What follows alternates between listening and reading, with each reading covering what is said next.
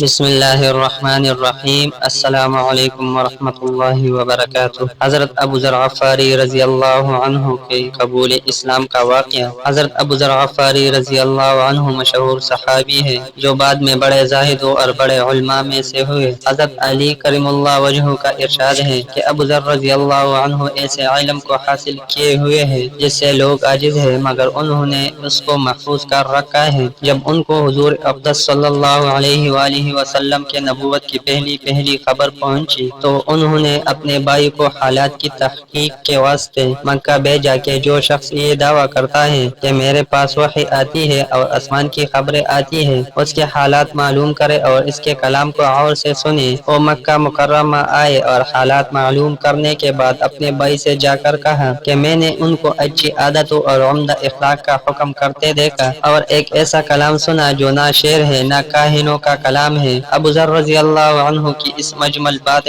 تشویش نہ ہوئی تو خود سامان سفر باندھا اور مکہ پہنچے اور سیدھے مسجد حرام میں گئے۔ حضور صلی اللہ علیہ وآلہ وسلم کو پہچانتے نہیں تھے اور کسی سے پوچھنا مصلحت کے خلاف سمجھا۔ شام تک اسی حال میں رہے۔ شام کو حضرت علی کرم اللہ وجہہ نے دیکھا کہ ایک پردیسی مسافر ہے۔ مسافروں کے غریبوں کی پردیسیوں کی خبرگیری، ان کی ضرورتوں کا پورا کرنا ان حضرات کی گٹی میں پڑا ہوا تھا، اس لیے ان کو اپنے گھر لے آئے، میزبانی فرمائی، لیکن اس کے پوچھنے کی کچھ ضرورت نہ سمجھی کہ کون ہو، کیوں آئے ہو۔ مسافر نے بھی کچھ ظاہر نہ کیا۔ صبح کو پھر مسجد آ گئے اور دن بھر اسی حال میں گزرا کہ خود پتہ نہ چلا اور دریافت کسی سے کیا نہیں۔ غالباً اس کی وجہ یہ ہوگی کہ حضور صلی اللہ علیہ وآلہ وسلم کے ساتھ دشمنی کے قصے بہت مشہور تھے۔ آپ کو اور آپ کے ملنے والوں کو ہر طرح کی تکلیفیں دی جاتی تھی۔ ان کو خیال ہوا ہو کہ صحیح حال معلوم نہیں ہوگا اور بدگمانی کی وجہ سے مفت تکلیف علیحدہ رہی۔ دوسرے دن شام کو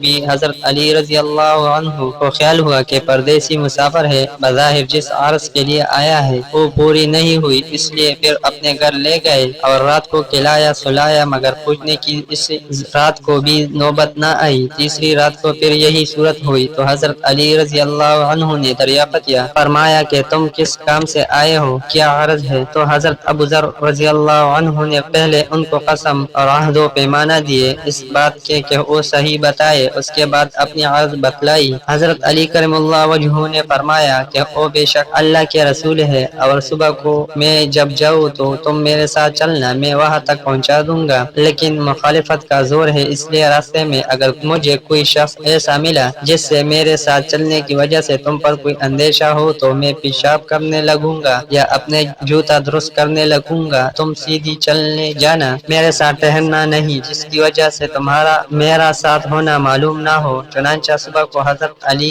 کرم اللہ وجہہ کے پیچھے پیچھے حضور صلی اللہ علیہ وآلہ وسلم کی خدمت میں پہنچے۔ وہاں جا کر بات چیت ہوئی، اسی وقت مسلمان ہو گئے۔ حضور اقدس صلی اللہ علیہ وآلہ وسلم نے ان کی تکلیف کے خیال سے فرمایا کہ اپنے اسلام کو ابھی ظاہر نہ کرنا، چپکے سے اپنی قوم میں چلے جاؤ، جب ہمارا غلبہ ہو جائے اس وقت چلے آنا۔ انہوں نے عرض کیا، یا رسول اللہ، اس ذات کی قسم جس کے قبضے میں میری جان ہے کہ اس کلمہ توحید کو ان بے ایمانوں کے بیچ چلا کے پڑھوں گا۔ چنانچہ اس وقت مسجد حرام میں تشریف لے گئے اور بلند آواز سے اشہد ان لا الہ الا اللہ و اشہد ان محمد رسول اللہ پڑھا۔ پھر کیا تھا، چاروں طرف سے لوگ اٹھے اور اس قدر مارا کہ زخمی کر دیا، مرنے کے قریب ہو گئے۔ حضور صلی اللہ علیہ وآلہ وسلم کے چچا حضرت عباس رضی اللہ عنہ جو اس وقت مسلمان بھی نہیں ہوئے تھے، ان کے اوپر بچانے کے لیے لیٹ گئے اور لوگوں سے کہا کہ کیا ظلم کرتے ہو، یہ شخص قبیلہ غفار کا ہے اور یہ قبیلہ ملک شام کے راستے میں پڑتا ہے، تمہاری تجارت وغیرہ سب ملک شام کے ساتھ ہے، اگر یہ مر گیا تو شام کا آنا جانا بند ہو جائے گا۔ اس پر ان لوگوں کو بھی خیال ہوا کہ ملک شام سے ساری ضرورتیں پوری ہوتی ہے، وہاں کا راستہ بند ہو جانا مصیبت ہے، اس لیے ان کو چھوڑ دیا۔ دوسرے دن پھر اسی طرح انہوں نے جا کر پھر بآواز بلند کلمہ پڑھا اور لوگ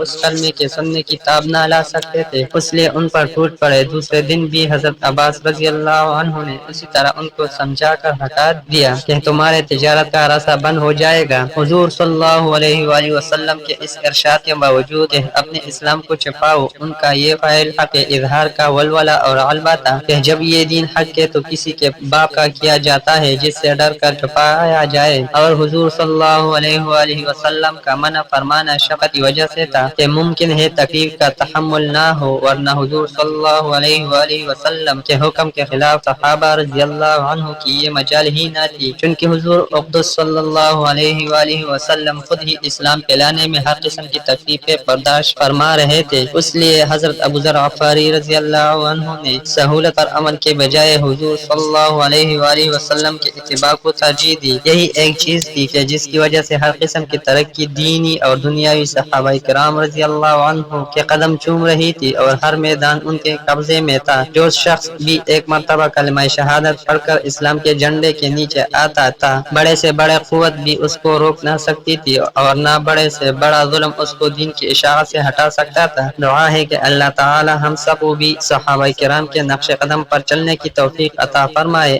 آمین یا رب العالمین۔ ملتے ہیں اگلے ویڈیو میں، تب تک کے لیے خدا حافظ۔